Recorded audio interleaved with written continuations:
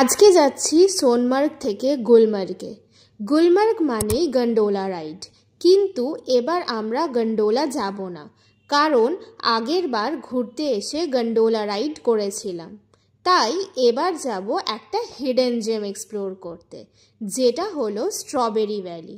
জায়গাটা খুবই সুন্দর, চারিদিকটা অপূর্ব।